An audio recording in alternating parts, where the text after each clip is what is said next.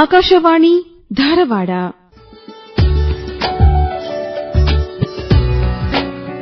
ಹೃದಯದ ಲೀಕಿ ವಾಲ್ವಿಗೆ ಆಧುನಿಕ ಪರಿಹಾರ ಮಿತ್ರ ಕ್ಲಿಪ್. ಈ ಕುರಿತು ಡಾಕ್ಟರ್ ಅರುಣ್ ಕುಮಾರ್ ಉಳ್ಳಾಗಡ್ಡಿ ಅವರೊಂದಿಗೆ ಸಂದರ್ಶಕರು ಶರಣಬಸವ ಚೋಳಿನ್. ಆತ್ಮೀಯ ಕೇಳುಗರೆ, ಆರೋಗ್ಯ ಕಾರ್ಯಕ್ರಮಕ್ಕೆ ಸ್ವಾಗತ. ಈಗ ಬಹಳ ಹೆಚ್ಚಾಗಿ ನಮ್ಮ ಗಮನಕ್ಕೆ ಬರೋದು ಅಂದ್ರೆ ನಮ್ಮ ಹೃದಯದ ಆರೋಗ್ಯ. ನಮ್ಮ ಹೃದಯ ಹೇಳ್ತದೆ, ನೀ ನನಗಾಗಿ ನಡೆ, ನಾ ನಿನಗಾಗಿ ನಡಿತೀನಿ. ವಿಶ್ರಾಂತಿ ಇಲ್ಲದೆ ಕೆಲಸ ಮಾಡುವಂತಹ ಒಂದು ಅಂಗ ಹೃದಯ. ಇವತ್ತು ನೋಡ್ರೆ ಸಾಕಷ್ಟು ಹೃದಯಕ್ಕೆ ಒಂದು ಹಾನಿಯಾದಾಗ, ಹೃದಯಕ್ಕೆ ತೊಂದರೆ ಆದಾಗ ಇವತ್ತು ಸಾವು ಅನಿವಾರ್ಯ ಅನ್ನೋ ಪರಿಸ್ಥಿತಿ ಇಲ್ಲ. ಮೊದಲು ಒಂದು ಕಾಲ ಇತ್ತು, ಒಂದು 30 ವರ್ಷ ಹಿಂದ್ಗಡೆ ಹೋದ್ರೆ ಹಾರ್ಟ್ ಆಯ್ತು ಹೋಗ್ಬಿಟ್ಟ ಅಂತಿದ್ರು. ಆದ್ರೆ ಈಗ ಹಂಗಲ್ಲ. ಸಾಕಷ್ಟು ಅವರಿಗೆ ಸ್ಟಂಟ್ ಹಾಕೋದು ವ್ಯವಸ್ಥೆ ಇದೆ, ಪ್ರೊಸೀಜರ್ ಮಾಡ್ತೀವಿ. ಆಮೇಲೆ ಓಪನ್ ಹಾರ್ಟ್ ಸರ್ಜರಿ ಅಂತೂ ಬಹಳ ಸರ್ವೇ ಸಾಮಾನ್ಯ ಆಗಿದೆ. ಆಮೇಲೆ ಇವತ್ತು ಸರ್ಜರಿ ಒಳಗೆ ಇಷ್ಟು ಅದ್ಭುತವಾದ ಒಂದು ಬೆಳವಣಿಗೆ ಆಗಿದೆ. ಮತ್ತೆ ಇನ್ನೊಂದು, ನಮ್ಮ ಜನಸಾಮಾನ್ಯರೊಳಗೆ ವಿಶೇಷವಾಗಿ ಯುವ ವಯಸ್ಸಿನವರ ಮಧ್ಯೆ ಎಣ್ಣೆ ಪದಾರ್ಥಗಳನ್ನ ತಿನ್ನಬಾರದು, ನಾವು ಆರೋಗ್ಯವನ್ನ ಕಾಪಾಡಿಕೊಳ್ಬೇಕು ಅನ್ನೋ ಒಂದು ಅರಿವು ಬಹಳ ಬಂದಿದೆ. ಇವತ್ತು ನಮ್ಮ ಜೊತೆ ಒಬ್ಬ ಯಶಸ್ವಿ ವೈದ್ಯರಿದ್ದಾರೆ, ಡಾಕ್ಟರ್ ಅರುಣ್ ಕುಮಾರ್ ಉಳ್ಳಾಗಡ್ಡಿ ಅವರು. ಅವರು ಬಿಜಾಪುರದವರು, ನಮ್ಮ ಉತ್ತರ ಕರ್ನಾಟಕದ ಭಾಗದವರೇ. ಅದ್ರ ಬಹಳ ಯಶಸ್ವಿಯಾಗಿ ಅವರು ಇವತ್ತು ಹೃದಯದ ಸರ್ಜನ್ ಆಗಿ, ಕಾರ್ಡಿಯಾಲಜಿಸ್ಟ್ ಆಗಿ ನಾರಾಯಣ ಹೆಲ್ತ್ ಸಿಟಿ ಅಲ್ಲಿ ಕೆಲಸ ಮಾಡ್ತಾ ಇದ್ದಾರೆ. ಹಾಗೆಯೇ ನಾರಾಯಣ್ ಹೆಲ್ತ್ ಕ್ಲಿನಿಕ್ ಜೆಪಿ ನಗರ ಮತ್ತೆ ಎಲೆಕ್ಟ್ರಾನಿಕ್ ಸಿಟಿಗಳು ಕೂಡ ಅವರು ಕರ್ತವ್ಯ ನಿರತರಾಗಿದ್ದಾರೆ. ವಿಶೇಷವಾಗಿ ಅವರು ಇಂಟರ್ವೆನ್ಷನಲ್ ಕಾರ್ಡಿಯಾಲಜಿಸ್ಟ್ ಅವರು. ಅಂದ್ರೆ ಈ ಒಂದು ಕೀ ಪ್ರೊಸೀಜರ್ಸ್ ಒಳಗೆ ಲೆಫ್ಟ್ ಮೇನ್ ಬೈಫರ್ಕೇಶನ್ ಏನಿದೆಲ್ಲ, ಎರಡು ಮುಖ್ಯ ಒಂದು ಹೃದಯದ ನಾಳಗಳನ್ನ ಒಂದಷ್ಟು ಬೈಫರ್ಕೇಶನ್ ಮಾಡೋದು, ಬೇರೆ ಮಾಡುವಂತ ಇರ್ಬೋದು, ಸಿಟಿ ಇಂಟರ್ವೆನ್ಷನ್ ಇರ್ಬೋದು, ರೋಟೇಷನಲ್ ಅಥರೆಟಮಿ ಇರ್ಬೋದು, IVUS ಕ್ರಿಯೇಟಿವ್ ಇಂಟ್ರಾವ್ಯಾಸ್ಕ್ಯುಲರ್ ಅಲ್ಟ್ರಾಸೌಂಡ್. ಅಂದ್ರೆ ಬಹಳ ಸೂಕ್ಷ್ಮಾತಿ ಸೂಕ್ಷ್ಮ ಒಂದು ಹೃದಯದ ಶಸ್ತ್ರಚಿಕಿತ್ಸೆ ಮಾಡೋದ್ರೊಳಗೆ ಬಹಳ ಸಿದ್ಧಹಸ್ತರು ಡಾಕ್ಟರ್ ಅರುಣ್ ಕುಮಾರ್ ಉಳ್ಳಾಗಡ್ಡಿ ಅವರು. ನಮ್ಮ ಈ ಕಾರ್ಯಕ್ರಮಕ್ಕೆ ಸ್ವಾಗತ ಮಾಡ್ತಾ ಇದ್ವಿ. ನಮಸ್ಕಾರ ಡಾಕ್ಟರ್ ಅರುಣ್ ಕುಮಾರ್ ಉಳ್ಳಾಗಡ್ಡಿ ಅವರೇ, ನಿಮಗೆ ಸ್ವಾಗತ. ಆಕಾಶವಾಣಿ ಕಾರ್ಯಕ್ರಮಕ್ಕೆ ಸುಸ್ವಾಗತ. ನಮಸ್ಕಾರ. ಆರಂಭಿಕವಾಗಿ ಇವತ್ತು ಹೃದಯದ ಸಮಸ್ಯೆ ಮಧ್ಯ ವಯಸ್ಕರನ್ನು ಹಿಡ್ಕೊಂಡು ಎಲ್ಲರನ್ನೂ ಬಾಧಿಸ್ತಾ ಇದೆ, ಸಣ್ಣ ವಯಸ್ಸಿನವರನ್ನು ಕೂಡ ಹೃದಯದ ತೊಂದರೆ ಬಾಧಿಸ್ತಾ ಇದೆ. ಇದಕ್ಕೆ ಏನ್ ಕಾರಣ ಇರಬಹುದು? ತಮ್ಮ ಒಂದು ಸಂಶೋಧನೆ, ತಾವು ಮಾಡಿದಂತಹ ಒಂದು ಶಸ್ತ್ರಚಿಕಿತ್ಸೆ ಅನುಭವದ ಮೇಲೆ ಒಂದಿಷ್ಟು ಬೆಳಕು ಚೆಲ್ಲಬಹುದು. ಆರಂಭಿಕವಾಗಿ ಡಾಕ್ಟರ್ ಅರುಣ್ ಕುಮಾರ್ ಅವರೇ.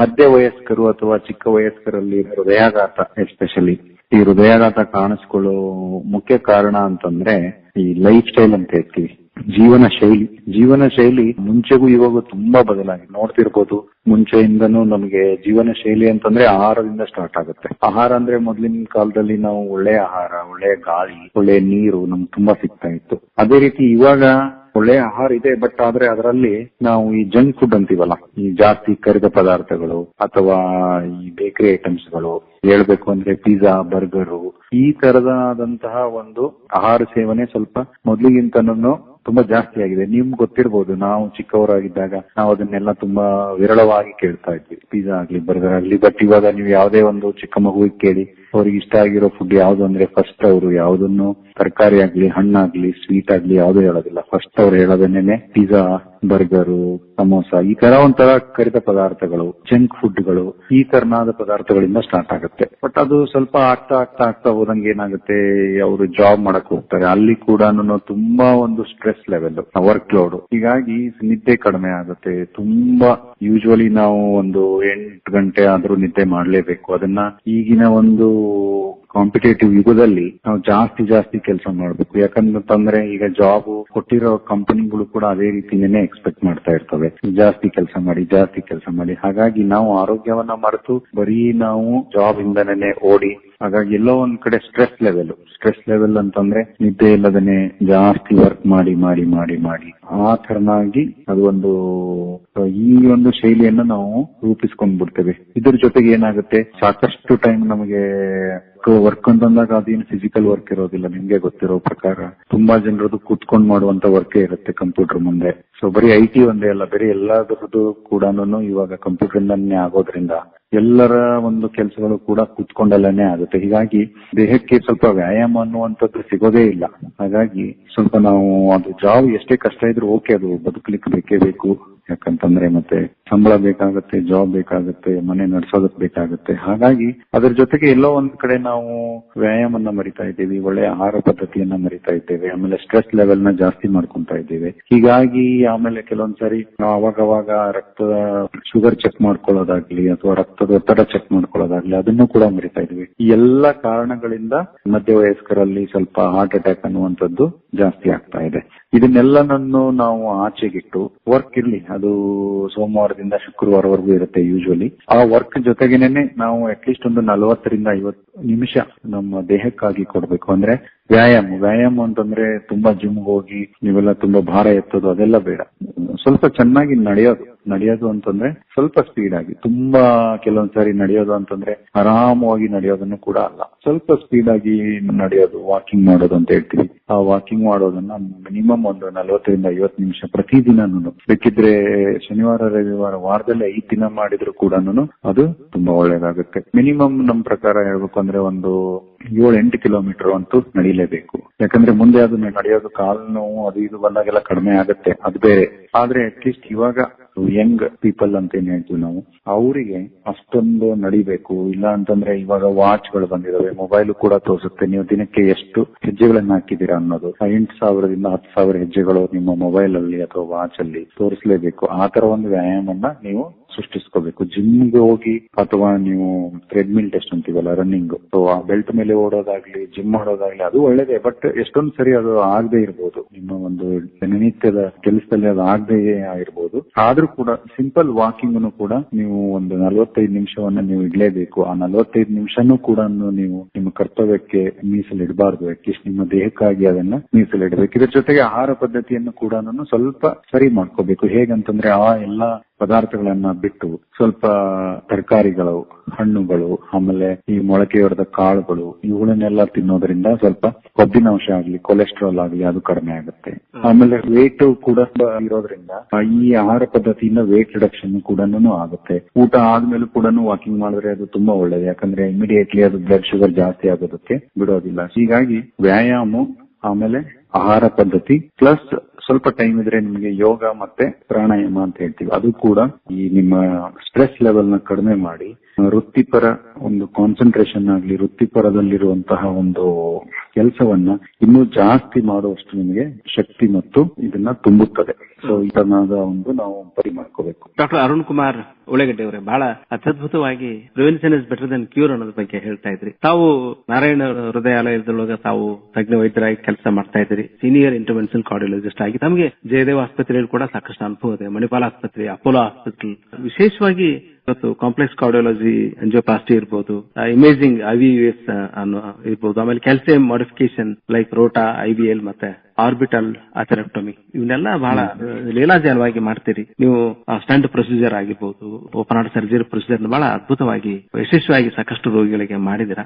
ಇವತ್ತು ವಿಶೇಷವಾಗಿ ಡಾಕ್ಟರ್ ಅರುಣ್ ಕುಮಾರ್ ಉಳ್ಳಾಗಡ್ಡಿ ಅವರೇ, ಒಂದಷ್ಟು 2 ವಿಷಯಗಳು, ಮಿತ್ರಾ ಕ್ಲಿಪ್ ಮತ್ತೆ ಹೃದಯದ ಏರಿಟಿಕ್ ವಾಲ್ವ್ ಸಮಸ್ಯೆ, ಇವೆರಡನ್ನ ವಿಶೇಷವಾಗಿ ಚರ್ಚೆ ಮಾಡೋಣ. ಯಾಕಂದ್ರೆ ಇದು ಇತ್ತೀಚೆಗೆ ಸಾಕಷ್ಟು ಜನರಿಗೆ ಕಾಣ್ತಾ ಇದೆ. ಮೊದಲೇನಿತ್ತು ಅದಕ್ಕೆಲ್ಲ ಓಪನ್ ಹಾರ್ಟ್ ಸರ್ಜರಿನೇ ಇತ್ತು, ಈಗ ಹೃದಯದ ಲೀಕ್ ವಾಲ್ವ್ಗೆ ಆಧುನಿಕ ಪರಿಹಾರ ಇದೆ. ಆರಂಭಿಕವಾಗಿ ಈ ಮಿತ್ರಾ ಕ್ಲಿಪ್ ಈ ಬಗ್ಗೆ ಒಂದಿಷ್ಟು ಕೇಳುಗರಿಗೆ ಮಾಹಿತಿಯನ್ನು ಮಾಡ್ಕೊಡ್ಬೋದಾ? ಮೈಟ್ರಾ ಕ್ಲಿಪ್ ಅಂತ ಒಂದು ಆಪರೇಷನ್ ನ ಹೆಸರದು. ಮೈಟ್ರಾ ಕ್ಲಿಪ್ ಆಪರೇಷನ್ ಅಥವಾ ಅದು ಸರ್ಜರಿ ಏನಂದ್ರೆ ಅದು ಕೀ ಹೋಲ್, ಅದನ್ನ ಹೃದಯವನ್ನ ಓಪನ್ ಮಾಡಿ ಮಾಡುವಂತ ಆಪರೇಷನ್ ಅಲ್ಲ, ಅದು ಕೀ ಹೋಲ್ ಅಂತಂದ್ರೆ ನಾವು ಇಲ್ಲಿ ತೊಡೆಯಿಂದ ಹೃದಯಕ್ಕೆ ಹೋಗ್ಬಿಟ್ಟು ಈ ಹೃದಯದ ಎಡಭಾಗದಲ್ಲಿ ಮೈಟ್ರಲ್ ವಾಲ್ವ್ ಅಂತ ಇರುತ್ತೆ. ಈ ಮೈಟ್ರಲ್ ವಾಲ್ವ್ ಏನ್ ಮಾಡುತ್ತೆ, ಇದು ಎಡಗಡೆ ಇರುವಂತಹ 2 ಚೇಂಬರ್ ಗಳನ್ನ ಕನೆಕ್ಟ್ ಮಾಡುವಂತ ಒಂದು ವಾಲ್ವ್. ಈ ವಾಲ್ವ್ ತುಂಬಾ ಜನ ಹಾರ್ಟ್ ವೀಕ್ ಆಗಿರ್ಬೋದು ಅಥವಾ ಹಾರ್ಟ್ ವೀಕ್ ಆಗದೇನೆ ಅದು ಲೀಕೇಜ್ ಅಂತಂದ್ರೆ ಹೃದಯದಲ್ಲಿ ಯಾವಾಗ್ಲೂ ವಾಲ್ವ್ಗಳು ಯಾಕಿರ್ತದೆ ಅಂತಂದ್ರೆ ಹೃದಯಗಳಲ್ಲಿ ರಕ್ತನಾಳ ಒಂದೇ ಕಡೆ ಹರಿಯುತ್ತೆ. ಅಂದ್ರೆ ಈ ಮೇಲ್ಗಡೆಯಿಂದ ಕೆಳಗಡೆ ಅಂದ್ರೆ ಅಟ್ರಿಯಂ ಇಂದ ವೆಂಟ್ರಿಕಲ್ ಗೆ ಹರಿಯುತ್ತದೆ, ವಾಪಸ್ ವೆಂಟ್ರಿಕಲ್ ಇಂದ ಅಟ್ರಿಯಂಗೆ ಹೋಗೋದಿಲ್ಲ. ಅಂದ್ರೆ ಅದು ಒನ್ ಸೈಡ್ ಇಟ್ಟು, ಈಗ ಬಾಗಿಲು ಅಂತ ಹೇಳ್ತೀವಿ, ಬಾಗಿಲು ಒಂದ್ ಸೈಡ್ ಮಾತ್ರ ಬರುತ್ತೆ, ಇನ್ನೊಂದು ಕಡೆಯಿಂದ ನೀವು ಬರ್ತದ್ರೆ ಅದು ಮುಚ್ಕೋಬೇಕು. ಆ ಮುಚ್ಕೋದೇ ಇರುವಂತಹ ಸಮಯದಲ್ಲಿ ಅದು ಲೀಕೇಜ್ ಆಗುತ್ತೆ ಅಂತ ಹೇಳ್ತೀವಿ. ಅಂದ್ರೆ ಮೈಟ್ರಲ್ ವಾಲ್ ರಿಗರ್ಗಿಟೇಷನ್ ಅಂತ ಹೇಳ್ತೀವಿ. ಆ ಮೈಟ್ರಲ್ ವಾಲ್ ರಿಗರ್ಗಿಟೇಷನ್ ಗೆ ಏನು ಚಿಕಿತ್ಸೆ ಅಂತಂದ್ರೆ ಓಪನ್ ಸರ್ಜರಿ. ಅಂದ್ರೆ ಎದೆಯನ್ನ ಓಪನ್ ಮಾಡಿ ಆ ಮೈಟ್ರಲ್ ವಾಲ್ ನ ತೆಗೆದು ಅದರಲ್ಲಿ 2 ತರ, ಬಯಾಲಜಿಕಲ್ ಅಂತ ಬರುತ್ತೆ, ಇಲ್ಲ ಒಂದು ಮೆಟಲ್ ಅಂತ ಬರುತ್ತೆ. ಎಷ್ಟೊಂದು ರೋಗಿಗಳಿಗೆ ಆ ಶಕ್ತಿ ಇರೋದಿಲ್ಲ, ಅಂದ್ರೆ ಓಪನ್ ಸರ್ಜರಿ ಮಾಡಿಸ್ಕೊಳ್ಳುವಷ್ಟು ಇರೋದಿಲ್ಲ, ಅಂದ್ರೆ ಶಕ್ತಿ ಇರೋದಿಲ್ಲ. ಯಾಕಂದ್ರೆ ಒಂದು ಏಜ್ ಆಗಿರುತ್ತೆ, ಇನ್ನೊಂದು ಲಂಗ್ಸ್ ಕಾಯಿಲೆ ಇರುತ್ತೆ, ಕಿಡ್ನಿ ಕಾಯಿಲೆ ಇರುತ್ತೆ, ಲಿವರ್ ಕಾಯಿಲೆ ಇರುತ್ತೆ. ಹಾಗಾಗಿ ಆ ಓಪನ್ ಶಸ್ತ್ರ ಚಿಕಿತ್ಸೆಯನ್ನ ಯಾರು ತಡ್ಕೊಳಕ್ ಆಗೋದಿಲ್ಲಲ್ಲ, ಅವರಿಗೆ ನಾವು ಕೀ ಹೋಲ್ ಅಂತಂದ್ರೆ ತೊಡೆಯಿಂದನೇ ಹೋಗ್ಬಿಟ್ಟು ಆ 2 anterior mitral leaflet, posterior mitral leaflet ಅಂತ ಇರುತ್ತೆ, ಅಂದ್ರೆ 2 ಬಾಗಿಲುಗಳು. ಆ ಬಾಗಿಲುಗಳನ್ನ ಎಡ್ಜ್ ಟು ಎಡ್ಜ್ ರಿಪೇರ್ ಅಂತ ಹೇಳ್ತೀವಿ. ಅಂದ್ರೆ ಅದರಲ್ಲಿ ಕ್ಲಿಪ್ ಬರುತ್ತೆ. ಕ್ಲಿಪ್ ಅಂತಂದ್ರೆ ಈಗ ಸಾಮಾನ್ಯವಾಗಿ ನೀವು ನೋಡ್ಬೋದು, ಈಗ ನಾವು ಮಕ್ಕಳಿಗೆ ಕೆಲವೊಂದ್ಸರಿ ತಲೆಗೆ ಕ್ಲಿಪ್ ಹಾಕ್ತಿವಿ, ಅದನ್ನ ತಲೆಯಲ್ಲಿ ಗಟ್ಟಿಯಾಗಿ ಇಟ್ಕೊಳ್ಳೋದಕ್ಕೆ ಆ ತರ ಜಡೆ ಹಾಕಿದಾಗ ಕ್ಲಿಪ್ ಗಳನ್ನ ಹಾಕ್ತಿವಿ. ಆ ತರದ್ದು ಸಣ್ಣ ಚಿಕ್ಕದಾಗಿರುವಂತ ಕ್ಲಿಪ್ಗಳು, ಅದರದ್ದು 10 ಮಿಲಿಮೀಟರ್ ಇಲ್ಲ 12 ಮಿಲಿಮೀಟರ್ ಅಂತ ಚಿಕ್ಕ ಕ್ಲಿಪ್ಗಳು ಬರ್ತವೆ. ಆ ಕ್ಲಿಪ್ ಗಳನ್ನ ನಾವು ತೊಡೆಯಿಂದ ಒಂದು ಕೊಳವೆಯ ಮೂಲಕ ಅದನ್ನ ಒಳಗಡೆ ಸೇರಿಸಿ ಆ ಎರಡು ಬಾಗಿಲುಗಳು ಅಂದ್ರೆ ವಾಲ್ಗಳನ್ನ ನಾವು ತಡೆ ಹಿಡಿದ್ರೆ ಆ ಲೀಕೇಜ್ ಆಗುವಂತದ್ದನ್ನ ತಡೆತೀವಿ. ಆ ಲೀಕೇಜ್ ಆಗೋದನ್ನ ತಡೆಯೋದು ನಮಗೆ ಆನ್ ಟೇಬಲ್ ಇಮಿಡಿಯೇಟ್ಲಿ ಕಾಣುತ್ತೆ. ಯಾಕಂದ್ರೆ ನಾವು ಅದನ್ನ ಮಾಡ್ತಾನೆ ಎಕೋಕಾರ್ಡಿಯೋಗ್ರಫಿನ ಮಾಡ್ತಾ ಇರ್ತೀವಿ. ಅಂದ್ರೆ ಅಂದ್ರೆ ಈ ಎಂಡೋಸ್ಕೋಪಿ ತರ ಅನ್ನನಾಳದಲ್ಲಿ ಅದು ಎಂಡೋಸ್ಕೋಪಿ ಇರುವಂತ ಅಂದ್ರೆ ಸ್ಕ್ಯಾನಿಂಗ್ ಮಷಿನ್ ಅನ್ನನಾಳದಲ್ಲಿಟ್ಟು ಆ ವಾಲ್ವ್ ಹೇಗೆ ನಮ್ಮ ಒಂದು ವಾಲ್ವ್ಗೆ ಯಾವ ರೀತಿ ಅದು ಸ್ಪಂದಿಸ್ತಾ ಇದೆ, ಮೊದಲು ಲೀಕೇಜ್ ಹೇಗಿತ್ತು, ಆ ಕ್ಲಿಪ್ ಹಾಕಿದ್ಮೇಲೆ ಲೀಕೇಜ್ ಹೇಗಿದೆ ಅನ್ನೋದನ್ನ ಅದು ಹೇಳುತ್ತೆ. ಈ ಪ್ರೊಸೀಜರ್ ತುಂಬಾ ಎಫೆಕ್ಟಿವ್ ಆಗಿದೆ. ಆಮೇಲೆ ಎಷ್ಟೊಂದು ಜನ ಮತ್ತೆ ಆಸ್ಪತ್ರೆಗೆ ಅಡ್ಮಿಟ್ ಆಗುವಂತದ್ದು ಕಡಿಮೆ ಆಗಿದೆ. ಅವರು ಮೊದಲು ನಡೆಯಕ್ ಆಗದೆ ಇರೋರು ತುಂಬಾ ನಡೀತಾ ಇದ್ದಾರೆ. ಆಮೇಲೆ ಮೊದಲು ಉಸಿರಾಟ ತೊಂದರೆ ಇರೋರಿಗೆ ಅದನ್ನ ಮಾಡಿಸ್ಕೊಂಡ್ಮೇಲೆ ಉಸಿರಾಟ ತೊಂದರೆ ಕಡಿಮೆ ಆಗ್ತಾ ಇದೆ. ಬಟ್ ಒಂದು ತೊಂದರೆ ಏನಂತಂದ್ರೆ ತುಂಬಾ ಕಾಸ್ಟ್ ಜಾಸ್ತಿ ಇದು. ಯಾಕಂದ್ರೆ ಇದು ಒಂದು ಹೊಸ ಅನ್ವೇಷಣೆ ಆಗಿರೋದ್ರಿಂದ ಯಾವ ಒಂದು ಕಂಪನಿ ಅದರ ಮೇಲೆ ಖರ್ಚು ಮಾಡಿ ಅದನ್ನ ಅನ್ವೇಷಣೆ ಮಾಡಿರುತ್ತೋ ಅದು ತುಂಬಾ ಹೈ ಕಾಸ್ಟ್ ಇದೆ.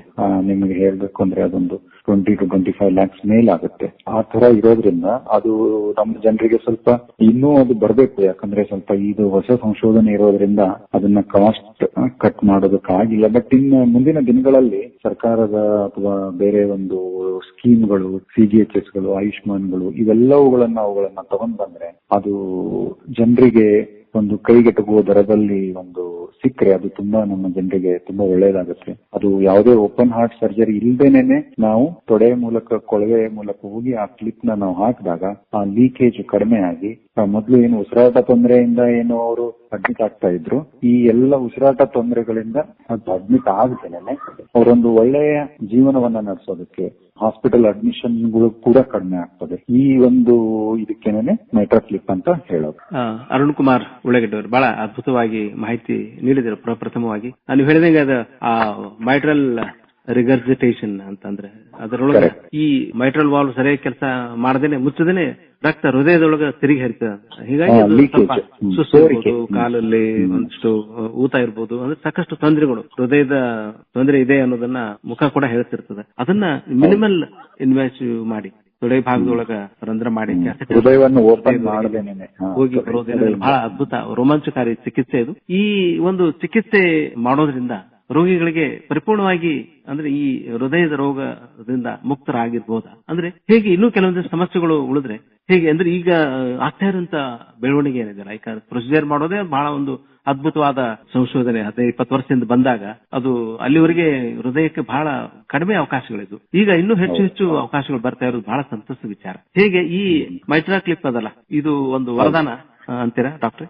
ಇದು ಒಂದು ವರದಾನನೇ ನಿಜವಾಗ್ಲು. ಯಾಕಂತಂದ್ರೆ ಎಷ್ಟೊಂದು ಜನ ಈ ಮೈಟ್ರಾ ಕ್ಲಿಪ್ ನ ಯೂಶುವಲಿ ಈಗ ಅದರದ್ದು 2 ವರ್ಷದ್ದು ಒಂದು ರಿಸಲ್ಟ್ ನಮ್ಮ ಹತ್ರ ಇದೆ. ಅಂದ್ರೆ ಮೈಟ್ರಾ ಕ್ಲಿಪ್ ಮಾಡಿಸ್ಕೊಂಡು ಮುಂದೆ 2 ವರ್ಷ ನಿಮ್ಗೆ ಯಾವ ರೀತಿಯಾದಂತ ಜೀವನ, ಅದನ್ನ ಯಾವ ತರ ಈಗ ಟ್ರಯಲ್, ನಾವು ಯಾವುದೇ ಒಂದು ನಿರ್ಧಾರಕ್ಕೆ ಬರೋದಕ್ಕಿಂತ ಮುಂಚೆ ಟ್ರಯಲ್ ಅಂತೀವಿ, ಅಂದ್ರೆ ಎವಿಡೆನ್ಸ್ ಬೇಸ್ಡ್ ಮೆಡಿಸಿನ್. ಅಂದ್ರೆ ಸುಮಾರು 100 ಜನಗಳ ರೋಗಿಗಳ ಮೇಲೆ ಈ ಪ್ರಯೋಗವನ್ನ ಮಾಡಿ, ಅಂದ್ರೆ ಈಗ ನಮ್ಮ ಹತ್ರ ಒಂದು 100 ಜನ ಇದ್ರೆ ಒಂದು 50 ಜನರಿಗೆ ನೀವು ಮೈಟ್ರಾ ಕ್ಲಿಪ್ ಯೂಸ್ ಮಾಡಿ, ಇನ್ನೂ ಒಂದು 50 ಜನರಿಗೆ ನೀವು ಮೈಟ್ರಾ ಕ್ಲಿಪ್ ಯೂಸ್ ಮಾಡದೇನೆ ಬರೀ ಮಾತ್ರೆ ಕೊಡಿ. ಆ ಇಬ್ಬರನ್ನು ಕೂಡ ನೀವು ಒಂದು 2 ವರ್ಷದವರೆಗೂ ನೀವು ಅಬ್ಸರ್ವ್ ಮಾಡಿದಾಗ ಏನು ಮೈಟ್ರಾ ಕ್ಲಿಪ್ ಲಾಭ ಅನ್ನುವಂಥದ್ದು, ಅದು ಕರ್ವ್ ಅಂತಂದ್ರೆ ಅದು ರಿಪೀಟೆಡ್ ಡೆತ್ ಇರ್ಬೋದು, ಇಲ್ಲ ಹಾರ್ಟ್ ಫೇಲ್ಯೂರ್ ಇರ್ಬೋದು, ಇವೆಲ್ಲವುಗಳು ಕೂಡ ಯಾರು ಮೈಟ್ರಾ ಕ್ಲಿಪ್ ರಿಸೀವ್ ಮಾಡಿದಾರಲ್ಲ, ಆ ರಿಸೀವ್ ಮಾಡ್ಕೊಂಡಿರೋರಲ್ಲಿ, ಆ ಪ್ರೊಸೀಜರ್ ಅನ್ನ ಮಾಡಿಸ್ಕೊಂಡವರಲ್ಲಿ ಈ ಒಂದು ಡೆತ್ ಇರ್ಬೋದು, ಅಥವಾ ಹಾರ್ಟ್ ಫೇಲ್ಯೂರ್ ಅಡ್ಮಿಷನ್ ಇರ್ಬೋದು, ಅಥವಾ ಅವರಿಗೆ ಉಸಿರಾಟ ತೊಂದರೆ ಇರ್ಬೋದು, ಇವೆಲ್ಲವುಗಳು ಕೂಡ ಮಾಡಿಸ್ಕೊಳ್ದೇ ಇರೋರಿಗೆ ಕಂಪೇರ್ ಮಾಡಿದಾಗ ಕಡಿಮೆ ಇದೆ. ಈ ಎಲ್ಲವುಗಳನ್ನ ನೋಡಿದಾಗ ನಮ್ಗೇನ್ ಅನ್ಸುತ್ತೆ, ಇದನ್ನ ಪೇಷಂಟ್ಗಳು ತುಂಬಾ ಜನ ಇದ್ದಾರೆ, ಬಟ್ ಏನಂತಂದ್ರೆ ಆ ಪೇಷಂಟ್ಗೆ ಅದನ್ನ ಕೇಸ್ ಸೆಲೆಕ್ಷನ್ ಅಂತೀವಿ. ಕೇಸ್ ಸೆಲೆಕ್ಷನ್ ಅಂತಂದ್ರೆ ಯಾವ ಪೇಷಂಟ್ಗೆ ಇದರಿಂದ ತುಂಬಾ ಲಾಭ ಇದೆ ಅವ್ರಿಗೆ ಮಾತ್ರ ಇದು ತುಂಬಾ ಸೂಟೇಬಲ್ ಆಗುತ್ತೆ. ಎಷ್ಟೊಂದು ಜನರಿಗೆ ಲೀಕೇಜ್ ಇದ್ರೂ ಕೂಡ ಹಾರ್ಟ್ ತುಂಬಾ ಡ್ಯಾಮೇಜ್ ಆಗಿ ತುಂಬಾ ಒಂದು ದಪ್ಪ ಆಗಿದ್ರೆ ಅವರಿಗೆ ಈ ಒಂದು ಪ್ರೊಸೀಜರ್ ಇಂದ ಹೆಲ್ಪ್ ಆಗೋದಿಲ್ಲ. ಅಂದ್ರೆ ಕೊನೆ ಒಂದು ಲಾಸ್ಟ್ ಸ್ಟೇಜ್ ಇರುತ್ತಲ್ಲ ಅವ್ರಿಗೆ ಹೆಲ್ಪ್ ಆಗಲ್ಲ. ಬಟ್ ಇನ್ನು ಮಧ್ಯ ಸ್ಟೇಜ್ ಅಲ್ಲಿ ಇದ್ದು ಇನ್ನು ಅವರು ಲಾಸ್ಟ್ ಸ್ಟೇಜ್ಗೆ ಹೋಗ್ಬೇಕು ಅಂತಿರ್ತಾರ, ಅವರಿಗೆ ಮಾತ್ರ ಇದು ಅದು ಕೊನೆ ಸ್ಟೇಜ್ ಹೋಗೋದನ್ನ ತಡೆದು ಅವರಿಗೆ ಒಂದು ಹೆಲ್ಪ್ ಆಗುತ್ತೆ ಈ ಒಂದು ಪ್ರೊಸೀಜರ್. ಮೈತ್ರಾ ಕ್ಲಿಪ್ ಏನಿದೆಲ್ಲ ಅದು ಹೃದಯದ ಮಿತ್ರ ಅನ್ಲಿಕ್ಕೆ ಅಡ್ಡಿಲ್ಲ. ಡಾಕ್ಟರ್ ಅರುಣ್ ಕುಮಾರ್ ಅವರೇ, ತಾವು ಇನ್ನೊಂದು ವಿಷಯದೊಳಗೆ ಬಹಳ ಎಕ್ಸ್ಪರ್ಟ್ ಇದ್ದೀರಿ, ಬಹಳ ತಜ್ಞ ವೈದ್ಯರಿದ್ದೀರಿ. ಟ್ರಾನ್ಸ್ ಕ್ಯಾಥೆಟರ್ ಆರ್ಟಿಕ್ ವಾಲ್ವ್ ಇಂಪ್ಲಿಮೆಂಟೇಷನ್ ಅಂತ ಅದನ್ನು ಬಹಳ ವಿಶೇಷವಾಗಿ ಮಾಡಿದಿರ ಪ್ರೊಸೀಜರ್ ಮುಖಾಂತರ. ಅದಕ್ಕೆ ಆರಂಭಿಕವಾಗಿ ಹೃದಯದ ಎರಿಟಿಕ್ ವಾಲ್ವ್ ಸಮಸ್ಯೆ ಅಂದ್ರೆ ಏನಿದು, ಅಂದ್ರೆ ಯಾವ ರೋಗಿಗಳಿಗೆ ಈ ಒಂದು ಗುಣಲಕ್ಷಣಗಳು ಏನು ಕಂಡು ಬರ್ತದೆ, ಏನು ತೊಂದರೆ ಇದ್ರೆ ನಮಗೆ ಅಯೋರ್ಟಿಕ್ ಟಿವಿ ಇದೆ ಅನ್ನೋದನ್ನ ಪತ್ತೆ ಹಚ್ಚಬೇಕು. ಇದ್ರ ಬಗ್ಗೆ ಸ್ವಲ್ಪ ಆರಂಭಿಕ ಮಾತುಗಳನ್ನು ಹೇಳ್ಬೋದಾ ಡಾಕ್ಟರ್ ಅರುಣ್ ಕುಮಾರ್ ಅವರು? ಈ ಅಯೋರ್ಟಿಕ್ ವಾಲ್ವ್ ಅಂದ್ರೆ ಎಲ್ಲಿರುತ್ತೆ ಅಂದ್ರೆ, ಈಗ ಹೃದಯ ನಮಗೆ ಪಂಪ್ ಮಾಡುತ್ತೆ ಹಾರ್ಟ್ ನ. ಹೃದಯ ಕೂಡ ಒಂದು ಪಂಪ್. ಈಗ ಹೇಗೆ ನಾವು ನೀರಿಗೆ ಒಂದು ಇದರಲ್ಲಿ ಬಾವಿಯಲ್ಲಿ ಒಂದು ನೀರು ಪಂಪ್ ಮಾಡಿ ನಮಗೆ ನೀರನ್ನ ಕೊಡುತ್ತೆ ಮೇಲ್ಗಡೆಯಿಂದ, ಹಾಗೆ ಹೃದಯದ ಕೆಲಸ ಏನಂತಂದ್ರೆ ಪಂಪ್ ಮಾಡೋದು. ಪಂಪ್ ಮಾಡಿ ಏನ್ ಮಾಡುತ್ತೆ, ದೇಹದ ಎಲ್ಲಾ ಅಂಗಾಂಗಗಳಿಗೆ ಹೃದಯ ರಕ್ತವನ್ನ ಸಪ್ಲೈ ಮಾಡುತ್ತೆ. ಪಂಪ್ ಮಾಡೋದು ಅಂದ್ರೆ ಪ್ರೆಷರ್ ಇಂದ. ಸೊ ಅದು ಪಂಪ್ ಮಾಡುವಾಗ ಅದರದ್ದು ಔಟ್ಲೆಟ್ ಅಂತೀವಲ್ಲ, ಈ ಹೃದಯ ಪಂಪ್ ಮಾಡಿದಾಗ ಅದು ಹೃದಯದಿಂದ ಆಚೆ ಅಯೋಟ ಅಂತ ಹೇಳ್ತೀವಿ, ಮೇನ್ ಕೊಳವೆ. ಆ ಕೊಳವೆಗೆ ಹೋಗ್ಬೇಕಲ್ಲ, ಅದ್ರ ಮಧ್ಯೆ ಆ ಕೊಳವೆಗೆ ಮತ್ತೆ ಹೃದಯಕ್ಕೆ ಕನೆಕ್ಟ್ ಇರುವಂತದ್ದೇ ಅಯೋಟಿಕ್ ವಾಲ್ವ್. ಈಗ ಅಯೋಟಿಕ್ ವಾಲ್ವ್ ಹೃದಯ ಪಂಪ್ ಮಾಡಿದಾಗ ಅದು ಅಯೋಟಿಕ್ ವಾಲ್ವ್ ಓಪನ್ ಆಗಿ ರಕ್ತ ಎಲ್ಲ ಕೊಳವೆಗೆ ಹೋಗ್ಬೇಕು. ಈಗ ಹೃದಯ ಪಂಪ್ ಮಾಡಿದಾಗ ಅದು ಓಪನ್ನೇ ಆಗಿಲ್ಲ ಅಂತಂದ್ರೆ ರಕ್ತ ಹೇಗೆ ಹೋಗುತ್ತೆ? ಹೋಗೋದಿಲ್ಲ. ಅವಾಗ ಹೃದಯದ ಮೇಲೆ ಸ್ವಲ್ಪ ಒತ್ತಡ ಸ್ಟಾರ್ಟ್ ಆಗುತ್ತೆ. ಯಾಕಂದ್ರೆ ನೀವು ಎಷ್ಟೇ ಪಂಪ್ ಮಾಡಿದ್ರು ಕೂಡ ಅದು ಡೋರ್ ಓಪನ್ ಆಗೇ ಇಲ್ಲ ಅಂತಂದಾಗ ಅದು ರಕ್ತ ಹೋಗೋದಿಲ್ಲ. ಅವಾಗ ಹೃದಯದ ಮೇಲೆ ಪ್ರೆಷರ್ ಆಗಿ ಪೇಷಂಟ್ ಗೆ ಸಿಂಪ್ಟಮ್ ಸ್ಟಾರ್ಟ್ ಆಗುತ್ತೆ. ಏನ್ ಸಿಂಪ್ಟಮ್ ಅಂತಂದ್ರೆ, ಸ್ವಲ್ಪ ದೂರ ನಡೆದ್ರೆ ಉಸಿರಾಟ ತೊಂದರೆ ಆಗೋದು, ಸ್ವಲ್ಪ ದೂರ ನಡೆದ್ರೆ ಎದೆ ನೋವು ಬರೋದು, ಆಮೇಲೆ ಇನ್ನು ಕೆಲವೊಬ್ಬರಲ್ಲಿ ತಲೆ ಸುತ್ತ ಬಂದು ಬಿದ್ದು ಬಿಡೋದು. ಈ ಎಲ್ಲ ಒಂದು ರೋಗ ಲಕ್ಷಣಗಳು ಅವರಲ್ಲಿ ಕಾಣಿಸ್ಕೊಳ್ಬಹುದು. ಅದನ್ನ ನಾವು ಸ್ಟೆಥೋಸ್ಕೋಪ್ ಇಟ್ರು ಕೂಡ ನಮ್ಗೆ ಎಷ್ಟೊಂದ್ ಸರಿ ಮರ್ಮರ್ ಅಂತ ಹೇಳ್ತೀವಿ, ಆ ಮರ್ಮರ್ ಕೂಡ ಕೇಳುತ್ತೆ. ಅವಾಗ್ಲೂ ಕೂಡ ನಮ್ಗೆ ಫಸ್ಟ್ ಒಂದು ಸಂಶಯ ಬರುತ್ತೆ, ಇವರಿಗೆ ಅಯೋರ್ಟಿಕ್ ಸ್ಟಿನೋಸಿಸ್ ಇದೆ, ಯಾಕಂದ್ರೆ ಇಲ್ಲಿ ಮರ್ಮರ್ ಕೇಳಿಸ್ತಾ ಇದೆ ಸ್ಟೆಥೋಸ್ಕೋಪ್ ಅಲ್ಲಿ ಅಂತ. ಸೊ ಅವಾಗ ರೋಗಿ ಲಕ್ಷಣಗಳು ಮತ್ತೆ ಈ ಮರ್ಮರು ಎಲ್ಲ ಅಂದಾಗ ನಾವೆಲ್ಲೋ ಒಂದ್ ಕಡೆ ಅವ್ರಿಗೆ ಸಸ್ಪೆಕ್ಟ್ ಮಾಡ್ತೀವಿ ಇವ್ರಿಗೆ ಇರ್ಬೋದು ಅಂತ. ಅದನ್ನ ನಮಗೆ ಕಂಡುಹಿಡಿಯೋದಕ್ಕೆ ಎಕೋಕಾರ್ಡಿಯೋಗ್ರಫಿ ಅಂದ್ರೆ ಸಿಂಪಲ್ ಹಾರ್ಟ್ ಸ್ಕ್ಯಾನ್ ಅಂತ ಹೇಳ್ತೀವಿ. ಹಾರ್ಟ್ ಸ್ಕ್ಯಾನ್ ಮಾಡಿದಾಗ ಅಯೋರ್ಟಿಕ್ ವಾಲ್ವ್ ಅದು ಸರಿಯಾಗಿ ಓಪನ್ ಆಗೋದಿಲ್ಲ, ಅಯೋರ್ಟಿಕ್ ಸ್ಟಿನೋಸಿಸ್ ಆಗುತ್ತೆ. ಅದು ನಮಗೆ ಗೊತ್ತಾಗುತ್ತೆ. ಗೊತ್ತಾದಾಗ ಈ ಒಂದು ಯೂಶುವಲಿ ಇದು ಯಾರಿಗೆ ಕಾಣಿಸ್ಕೊಳ್ಳುತ್ತೆ ಅಂದ್ರೆ ಸ್ವಲ್ಪ ವಯಸ್ಕರಲ್ಲಿ ಇದು ಸಾಮಾನ್ಯವಾಗಿ. ಯಾಕಂದ್ರೆ ವಯಸ್ಸಾದಂಗೆ ಆ ವಾಲ್ಗಳ ಮೇಲೆ ಕ್ಯಾಲ್ಸಿಯಂ ಎಲ್ಲ ಕುತ್ಕೊಂಡು ಅದು ಓಪನ್ ಆಗೋದಕ್ಕೆ ಬಿಡೋದಿಲ್ಲ. ಸೊ ಅವಾಗ ಏನಾಗುತ್ತೆ, ಯೂಶುವಲಿ ಏಜ್ ಅಂತಂದ್ರೆ ಒಂದು 65ರಿಂದ ಸ್ಟಾರ್ಟ್ ಆಗುತ್ತೆ. ಕೆಲವೊಬ್ಬರಿಗೆ ಮುಂಚೆನೂ ಆಗುತ್ತೆ, ಅದ್ ಬೇರೆ. ಆ 65 ವಯಸ್ಸಿಂದನೂ 70, 80, 90 ವಯಸ್ಸಿನವರೆಗೂ ಕೂಡ ಈ ಒಂದು ಕಾಯಿಲೆ ಇದು ಕಾಣಿಸ್ಕೊಳ್ಳುತ್ತೆ. ಅವಾಗ ಏನಾಗುತ್ತೆ, ಈ ಒಂಥರ ಏಜ್ ಆದಾಗ ನಮ್ಗೆ ಈ ಕಾಯಿಲೆ ಬಂದಾಗ ಏನಾಗುತ್ತೆ, ಏಜ್ ಆದಾಗ ಎಷ್ಟೊಂದ್ ಸರಿ ಬರೀ ಹೃದಯವನ್ನು ಬಿಟ್ಟು ಬೇರೆ ಕಾಯಿಲೆಗಳು ಕೂಡ ಮನುಷ್ಯರಲ್ಲಿ ಇರಬಹುದು. ಅಂದ್ರೆ ಕಿಡ್ನಿ ಸಮಸ್ಯೆ ಇರ್ಬೋದು, ಅಥವಾ ಡಯಾಲಿಸಿಸ್ ಸಮಸ್ಯೆ, ಅಥವಾ ಲಂಗ್ಸ್ ಅಂದ್ರೆ COPD ಅಂತ ಹೇಳ್ತೀವಿ ಅದು, ಲಿವರ್ ಸಮಸ್ಯೆ ಇರ್ಬೋದು, ಅಥವಾ ಅವರು ದೈಹಿಕವಾಗಿ ಕೂಡ ವೀಕ್ ಆಗಿರ್ಬೋದು. ಸ್ವಲ್ಪ ಏಜ್ ಆದವ್ರನ್ನ ನಾವು ನೋಡ್ತೀವಲ್ಲ, ದೈಹಿಕವಾಗಿ ಕೂಡ ವೀಕ್ ಇರ್ತಾರೆ. ಅಂತವರಲ್ಲಿ ಈಗ ಓಪನ್ ಹಾರ್ಟ್ ಸರ್ಜರಿ ಮಾಡಿ ಆ ಅಯೋರ್ಟಿಕ್ ವಾಲ್ ನ ಬದಲಿಸಿ ಅಂತಂದಾಗ ಅದು ನಮಗೆ ಕಷ್ಟ ಆಗುತ್ತೆ. ಅವಾಗ ನಾವೇನ್ ಮಾಡ್ತೀವಿ, ಇದನ್ನು ಕೂಡ ನಾನು ಅವಾಗ್ಲೇ ಹೇಳ್ದಂಗೆ ಇದು ತೊಡೆಯಲ್ಲಿ ಕೂಡ ಕೀ ಹೋಲ್, ಇದನ್ನು ಕೂಡ ತೊಡೆಯಲ್ಲಿನೇ ಕೂಡ ನಾವು ಒಂದು ಕೊಳವೆಯನ್ನ ಸೇರಿಸಿ ಅದನ್ನ ಆ ಕೊಳವೆಯನ್ನ ಅಯೋರ್ಟಿಕ್ ವಾಲ್ವ್ ಹತ್ರ ತಗೊಂಡ್ ಬಂದು ಆ ಒಂದು ವಾಲ್ವ್ ಅಂದ್ರೆ ನಾರ್ಮಲ್ ಆಗಿ ನಾವು ಹೇಗಿರುತ್ತೋ ಅದೇ ವಾಲ್ವ್ ಅನ್ನ ಅದನ್ನ ನಾವು ಕ್ರಿಂಪ್ ಮಾಡ್ತೇವೆ. ಕ್ರಿಂಪ್ ಅಂತಂದ್ರೆ ಈಗ ಒಂದು ಸ್ಪ್ರಿಂಗ್ ನ ನೀವು ಮಡಚಿದಾಗ ಅದು ಸಣ್ಣ ಆಗುತ್ತೆ, ಮತ್ತೆ ನೀವು ಅದನ್ನ ಮಡಚಿರೋದನ್ನ ನೀವು ಒಂದು ಓಪನ್ ಮಾಡಿದ್ರೆ ದೊಡ್ಡದಾಗುತ್ತೆ. ಆತರ ಕ್ರಿಂಪ್ ಮಾಡ್ಬಿಟ್ಟು ಆ ಕೊಳವೆಯಲ್ಲಿ ಕಳಿಸಿ ಅದನ್ನ ಅಯೋರ್ಟಿಕ್ ವಾಲ್ವ್ ಪೊಸಿಷನ್ ಅಲ್ಲಿ ಇಟ್ಬಿಟ್ಟು ಅದನ್ನ ನಾವು ಓಪನ್ ಮಾಡ್ತೇವೆ. ಓಪನ್ ಅದರಲ್ಲಿ 2 ರೀತಿಯಿಂದ ಓಪನ್ ಮಾಡ್ತೇವೆ. ಒಂದು ಬಲೂನ್ ಎಕ್ಸ್ಪಾಂಡೇಬಲ್, ಇನ್ನೊಂದು ಸೆಲ್ಫ್ ಎಕ್ಸ್ಪಾಂಡೇಬಲ್ ಅಂತ. ಬಲೂನ್ ಎಕ್ಸ್ಪಾಂಡೇಬಲ್ ಅಂದ್ರೆ ವಾಲ್ವಿನ ಒಳಗಡೆ ಒಂದು ಬಲೂನ್ ಇರುತ್ತೆ, ಆ ಬಲೂನ್ ನಾವು ಊದಿದಂಗೆ ಅದು ಆ ಸೈಜ್ ಅನ್ನ ತಗೊಳುತ್ತೆ. ಇನ್ನೊಂದು ಸೆಲ್ಫ್ ಎಕ್ಸ್ಪ್ಯಾಂಡಿಂಗ್ ಅಂತಂದ್ರೆ ಅದೊಂದು ಇನ್ನೊಂದು ಕ್ಯಾಪ್ಸೂಲ್ ತರ ಇರುತ್ತೆ. ಆ ಕ್ಯಾಪ್ಸೂಲ್ ಅಲ್ಲಿ ನಾವು ಅದನ್ನ ಮಡಚಿಬಿಟ್ಟು ಅದನ್ನ ಒಳಗಡೆ ಸೇರಿಸಿರ್ತೇವೆ. ಯಾವಾಗ ನಾವು ಅದನ್ನ ಕ್ಯಾಪ್ಸೂಲ್ ನ ಓಪನ್ ಮಾಡ್ತೇವೆ ಅವಾಗ ಅದು ವಾಲ್ವ್ ಆಟೋಮೆಟಿಕ್ ಆಗಿ ತಾನೇ ಓಪನ್ ಮಾಡ್ಕೊಂಡು ಅಯೋರ್ಟಿಕ್ ವಾಲ್ವ್ ಪೊಸಿಷನ್ ಅಲ್ಲಿ ಕೂತ್ಕೊಳ್ಳುತ್ತೆ. ನಾವು ಹಳೆ ವಾಲ್ವ್ ನ ನಾವು ಏನು ಮಾಡೋದಿಲ್ಲ, ನಾವು ಬರೀ ಅದ್ರ ಮೇಲೆ ಹಳೆ ವಾಲ್ವ್ಗಳ ಮೇಲೆ ಹೊಸ ವಾಲ್ವ್ಗಳನ್ನ ಹಾಕಿ ಅದನ್ನ ವಾಪಸ್ ಬಂದ್ಬಿಡುತ್ತೆ. ಎಲ್ಲ ಹೇಗೆ ಅಂತಂದ್ರೆ ಓಪನ್ ಹಾರ್ಟ್ ಸರ್ಜರಿ ಅಲ್ಲ, ಇದನ್ನು ಕೂಡ ತೊಡೆಯಲ್ಲಿ ಅಥವಾ ಕೀ ಹೋಲ್ ಅಲ್ಲೇನೆ ಮಾಡೋದು. ಹಿಂಗ್ ಮಾಡೋದ್ರಿಂದ ಏನಂತಂದ್ರೆ ನಾವು ಒಂದು ಓಪನ್ ಹಾರ್ಟ್ ಸರ್ಜರಿಯನ್ನ ತಡೆಗಟ್ಟಬಹುದು, ಅಥವಾ ರೋಗಿ ಎಷ್ಟೇ ವೀಕ್ ಆಗಿದ್ರು ಕೂಡ ಅದನ್ನ ನಾವು ಮಾಡ್ಕೋಬಹುದು. ಒಂದ್ಸರಿ ನಾವು ಈ ಹಳೆ ವಾಲ್ವ್ ಅನ್ನ ಮೇಲೆ ಹೊಸ ವಾಲ್ವ್ ನ ಹಾಕಿದಾಗ ಮತ್ತೆ ಅವನಿಗಿರುವಂತ ಎಲ್ಲಾ ಸಿಂಪ್ಟಮ್ ಅಂತಂದ್ರೆ ರೋಗ ಲಕ್ಷಣಗಳು ಅಂದ್ರೆ ಈ ಉಸಿರಾಟ ತೊಂದರೆ ಇರ್ಬೋದು, ಎದೆನೋವು ಇರ್ಬೋದು, ತಲೆ ಸುತ್ತು ಬರೋದಿರ್ಬೋದು, ಈ ಎಲ್ಲಾ ಲಕ್ಷಣಗಳಿಂದ ಮುಕ್ತವಾಗಿ ಮತ್ತೆ ಅವರು ನಾರ್ಮಲ್ ಆಗಿ ಓಡಾಡೋದಕ್ಕಾಗ್ಲಿ ಕೆಲಸ ಮಾಡೋದಕ್ಕಾಗ್ಲಿ ಸಾಧ್ಯವಾಗುತ್ತದೆ. ಇದನ್ನ ನಾವು ಎಷ್ಟು ದಿನ ಅಡ್ಮಿಟ್ ಮಾಡ್ಕೋತೀವಿ ಅಂತಂದ್ರೆ, ನಾವು ಯೂಶಲಿ ಒಂದಿನ ಮುಂಚೆ ಪ್ರೊಸೀಜರ್ ಇರೋ ಒಂದಿನ ಮುಂಚೆ ಅಡ್ಮಿಟ್ ಮಾಡ್ತೇವೆ. ಪ್ರೊಸೀಜರ್ ಆದ ದಿನ ಒಂದಿನ ICU ಅಬ್ಸರ್ವ್ ಮಾಡ್ತೇವೆ. ನೆಕ್ಸ್ಟ್ 1 ಅಥವಾ 2 ದಿನದಲ್ಲಿ ಅವ್ರನ್ನ ಡಿಸ್ಚಾರ್ಜ್ ಕೂಡ ಮಾಡ್ತೀವಿ. ಅಷ್ಟೊಂದು ಕಡಿಮೆ ಆಸ್ಪತ್ರೆಯಲ್ಲಿ ಅವ್ರ ಸಮಯವನ್ನ ಕಳಿಬೇಕಾಗುತ್ತದೆ. ಇದರಲ್ಲೂ ಕೂಡ ಎಷ್ಟೊಂದು ಕಾಂಪ್ಲಿಕೇಶನ್ಸ್ ಗಳಿರ್ತವೆ. ಬಟ್ ಆದ್ರೂ ಕೂಡ ಅದನ್ನ ನಾವು ಯಾವ ತರ ಕಾಂಪ್ಲಿಕೇಶನ್ ನಮಗ್ ಬರ್ಬಹುದು ಅಂತ ನಾವು ಮುಂಚೆನೆ ಸಿಟಿ ಸ್ಕ್ಯಾನ್ ಮಾಡಿರ್ತೇವೆ. ಸಿಟಿ ಸ್ಕ್ಯಾನ್ ಮಾಡಿ ಏನಾದ್ರೂ ತೊಂದರೆ ಇದೆಯಾ, ಕೆಲವೊಂದ್ಸರಿ ಆ ವಾಲ್ ಕೂರ್ಸೋವಾಗ ಕೊಳವೆಗಳು ಬ್ಲಾಕ್ ಆಗ್ತವೆ. ಅದನ್ನೆಲ್ಲ ನಾವು ಮೊದ್ಲೇನೆ ನೋಡ್ಕೊಂಡು ಕೊಳವೆ ಬ್ಲಾಕ್ ಆಗೋದಕ್ಕೆ ಕರೆಕ್ಟ್ ಆಗಿ ಅದು ಅಳತೆ ಇದೆಯಾ ಇಲ್ವಾ, ವಾಲ್ ಕರೆಕ್ಟ್ ಆಗಿ ಕೂತ್ಕೊಳ್ತಾ ಇಲ್ವಾ. ಎಷ್ಟೊಂದ್ ಸರಿ ಆಲ್ಮೋಸ್ಟ್ ಒಂದು 97% 98% ಸಕ್ಸಸ್ ಆಗುತ್ತೆ. ಎಲ್ಲೋ ಒಂದೊಂದ್ ಸರಿ, ಯಾಕಂದ್ರೆ ಇದು ಕ್ಲೋಸ್ಡ್ ಪ್ರೊಸೀಜರ್, ಇದು ಕ್ಲೋಸ್ ಅಂತಂದ್ರೆ ಹೃದಯ ಓಪನ್ ಮಾಡದೇ ಇರುವಂತಹ ಪ್ರೊಸೀಜರ್ ಇರೋದ್ರಿಂದ ಎಲ್ಲೋ ಒಂದೊಂದ್ ಸರಿ ಅದು ಕಾಂಪ್ಲಿಕೇಶನ್ ಆಗುತ್ತೆ. ಆ ಕಾಂಪ್ಲಿಕೇಶನ್ ಆದಾಗ ನಾವು ಹೃದಯವನ್ನ ಓಪನ್ ಮಾಡಿ ಅದನ್ನ ಸರಿ ಮಾಡಿಸ್ತೇವೆ. ಯಾಕಂದ್ರೆ ಅಲ್ಟಿಮೇಟ್ಲಿ ನಮಗೆ ಪ್ರೊಸೀಜರ್ ಮಾಡ್ತೀವಿ ಅನ್ನೋದಕ್ಕಿಂತನೂ ರೋಗಿಯ ಒಂದು ಆರೋಗ್ಯನೇ ನಮ್ದು ಮುಖ್ಯ ಉದ್ಯೋಗ. ಅವಾಗ ಕಾಂಪ್ಲಿಕೇಶನ್ ಆದಾಗ ನಾವು ಅದನ್ನ ಓಪನ್ ಮಾಡ್ಬಿಟ್ಟು ಅದನ್ನ ಸರಿ ಮಾಡ್ತೇವೆ. ಹೀಗಾಗಿ ಯೂಶುವಲಿ ಇದೊಂದು ಯಶಸ್ವಿ ಪ್ರೊಸೀಜರ್. ತುಂಬಾ ಜನರು ಇದರಿಂದ ಲಾಭ ಅಂದ್ಕೊಂಡಿದ್ದಾರೆ. ಸಪೋಸ್ ಇದನ್ನ ನಾವು ಮಾಡದೇ ಇದ್ರೆ, ಪ್ರೊಸೀಜರ್ ಮಾಡದೇ ಇದ್ರೆ, ಏನು ಮಾಡೋ ವಾಲ್ನ ನಾವು ಬದಲಾಯಿಸ್ತೇನೆ ಇದ್ರೆ, ಬರೀ ಮಾತ್ರೆ ತಗೋತಾ ಇದ್ರೆ, ಅವಾಗ ಏನಾಗುತ್ತೆ, ಆ ರೋಗಿಗೆ ಅದು ಇದೊಂದು ಮೆಕ್ಯಾನಿಕಲ್ ಪ್ರಾಬ್ಲಮ್. ಅಂದ್ರೆ ಮೆಕ್ಯಾನಿಕಲ್ ಪ್ರಾಬ್ಲಮ್ ಅಂದ್ರೆ ಇದೊಂದು ಅಬ್ಸ್ಟ್ರಕ್ಷನ್. ಈಗ ಹಾರ್ಟ್ ಪಂಪ್ ಮಾಡುವಾಗ ಅದು ಬ್ಲಾಕ್ ಆಗುತ್ತೆ. ಅದು ಯಾವುದೇ ಮಾತ್ರೆಯಿಂದ ಕ್ಯೂರ್ ಮಾಡಕ್ಕಾಗಲ್ಲ.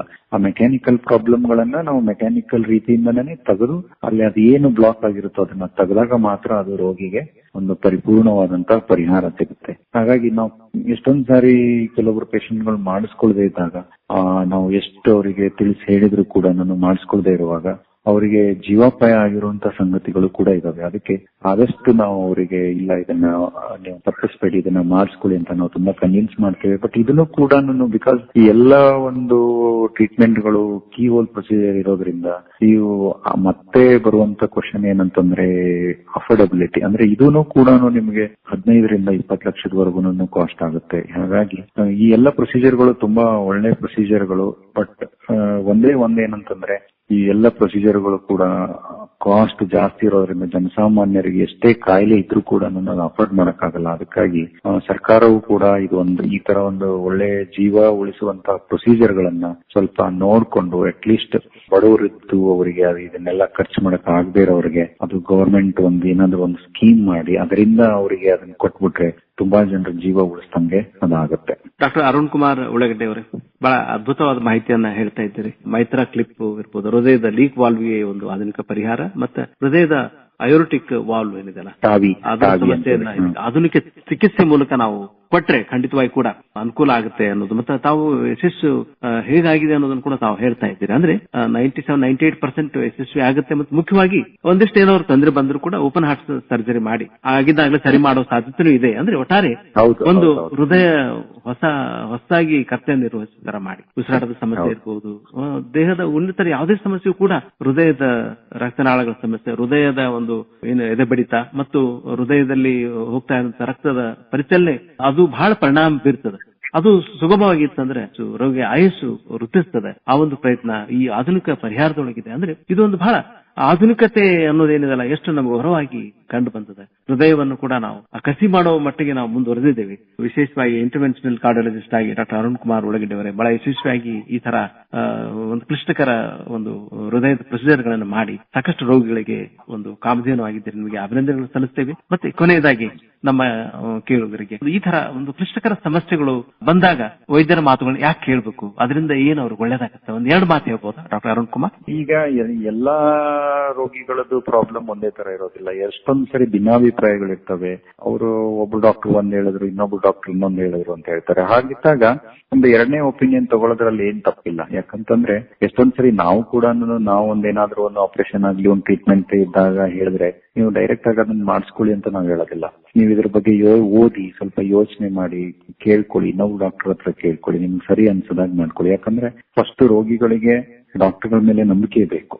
ಅಲ್ವಾ. ಎಲ್ಲೋ ಒಂದ್ ಕಡೆ ಅದು ಸ್ವಲ್ಪ ಕಡಿಮೆ ಆದಾಗ ನಾವು ಕೂಡ ಅದನ್ನ ಒತ್ತಾಯ ಮಾಡಿ ಇಲ್ಲ ನಾವ್ ಇದನ್ನ ಮಾಡ್ಲೇಬೇಕು, ನಿಮ್ಗೆ ನಾವ್ ಇದನ್ನ ಆಪರೇಷನ್ ಮಾಡೇ ಮಾಡ್ತೀವಿ ಅಂತ ನಾವು ಹೇಳೋದಿಲ್ಲ. ಅದಕ್ಕೆ ಅವ್ರಿಗೂ ಕೂಡ ಒಂದು ಸ್ವಲ್ಪ ಟೈಮ್ ಕೊಟ್ಟು, ಯಾಕಂದ್ರೆ ಇವೆಲ್ಲ ಎಮರ್ಜೆನ್ಸಿ ಇಮಿಡಿಯೇಟ್ಲಿ ಮಾಡ್ಲೇಬೇಕು ಅನ್ನುವಂತ ಪ್ರೊಸೀಜರ್ಗಳಲ್ಲ. ಯಾಕಂದ್ರೆ ಇವು ಜೀವ ಉಳಿಸುವ ಪ್ರೊಸೀಜರ್ಗಳು. ಇವುಗಳನ್ನ ಸ್ವಲ್ಪ ಟೈಮ್ ತಗೊಂಡು ಕೂಡ ಮಾಡಬಹುದು. ಹಾಗಿರೋದ್ರಿಂದ ಅವರಿಗೆ ಕೇಳ್ಬಿಟ್ಟು ಅವ್ರಿಗೆ ಸ್ವಲ್ಪ ಸಮಯಾವಕಾಶ ಕೊಟ್ಬಿಟ್ಟು, ಅವರು ಎಷ್ಟೊಂದ್ ಸರಿ ಆಗಿದ್ದಾಗ ಇಲ್ಲ ಸರ್ ನೀವು ಕರೆಕ್ಟ್ ಆಗಿ ಹೇಳಿದೀರಾ, ನಾವು ಮತ್ತೆ ಮಾಡಿಸ್ಕೋತೀವಿ ಅಂತ ಬಂದು ಮತ್ತೆ ಅಡ್ಮಿಟ್ ಆಗಿರುವಂತ ಸಂಗತಿಗಳು ಇದಾವೆ. ಬಟ್ ಕೆಲವೊಂದ್ ಕಡೆ ಏನಾಗುತ್ತೆ, ಎಲ್ಲೋ ಒಂದ್ ಕಡೆ ಸ್ವಲ್ಪ ನಾನು ಅಮೌಂಟ್ ನ ರೆಡಿ ಮಾಡ್ಕೋತೀನಿ ಸರ್, ಸ್ವಲ್ಪ ಟೈಮ್ ಕೊಡಿ ಅಂದಾಗ ಇಲ್ಲ ಸ್ವಲ್ಪ ಆದಷ್ಟು ಬೇಗ ಮಾಡ್ಕೊಳ್ಳಿ ಯಾಕಂದ್ರೆ ತೊಂದರೆ ಜಾಸ್ತಿ ಇದೆ ಅಂತ ನಾವು ಹೇಳಿದಾಗ, ಎಲ್ಲೋ ಒಂದ್ ಕಡೆ 1 ತಿಂಗಳು 2 ತಿಂಗಳು 3 ತಿಂಗಳು 4 ತಿಂಗಳು 5 ತಿಂಗಳು ಈ ತರ ರೋಗಿಗಳು ಅದನ್ನ ಮಾಡಿಸ್ಕೊಳ್ಳದೆ ಮುಂದೋದಾಗ, ಎಲ್ಲೋ ಒಂದ್ ಕಡೆ 5 ತಿಂಗಳೆಲ್ಲ ಬಿಟ್ಟಾಗ ಸರ್ ನಾನು ಸುಮ್ನೆ ನನ್ನ ಕಾಲಾವಕಾಶ ತಗೊಂಡೆ, ಆ ಲೋನ್ ಬರ್ಬೇಕಿತ್ತು ಈ ಲೋನ್ ಮಾಡ್ಬೇಕಂತ ಮಾಡಿದೆ, ಬಟ್ ಆದ್ರೆ ನಮ್ ತಂದೆಯವ್ರನ್ನ ನಾನು ಕಳ್ಕೊಂಡೆ.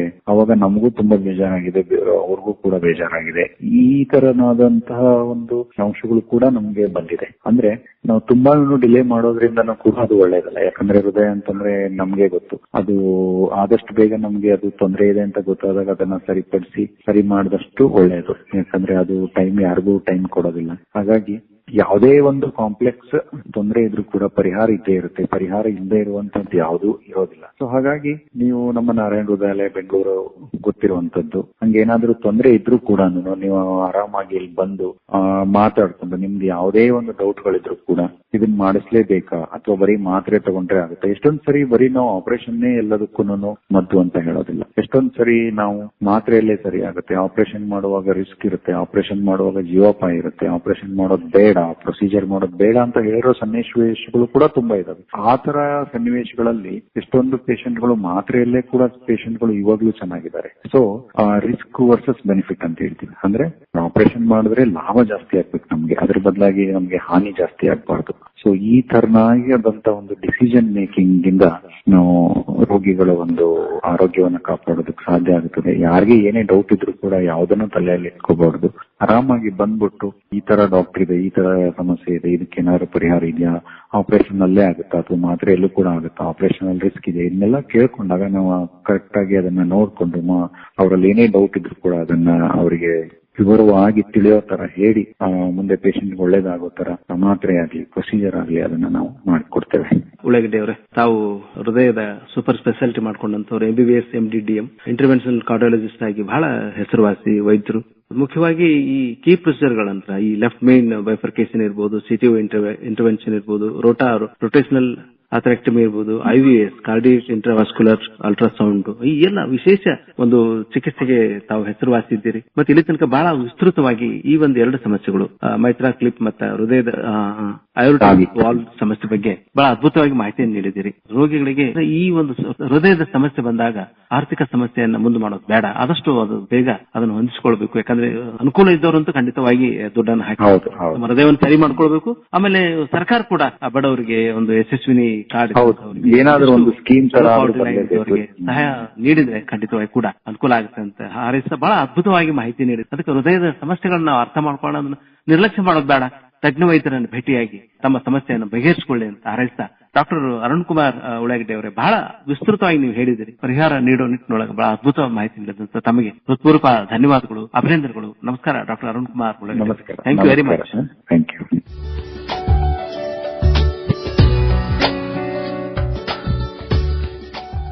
ಇದುವರೆಗೂ ಹೃದಯದ ಲೀಕಿ ವಾಲ್ವಿಗೆ ಆಧುನಿಕ ಪರಿಹಾರ ಮಿತ್ರಾ ಕ್ಲಿಪ್ ಈ ಕುರಿತು ಡಾಕ್ಟರ್ ಅರುಣ್ ಕುಮಾರ್ ಉಳ್ಳಾಗಡ್ಡಿ ಅವರೊಂದಿಗೆ ಸಂದರ್ಶನ ಕೇಳಿದಿರಿ.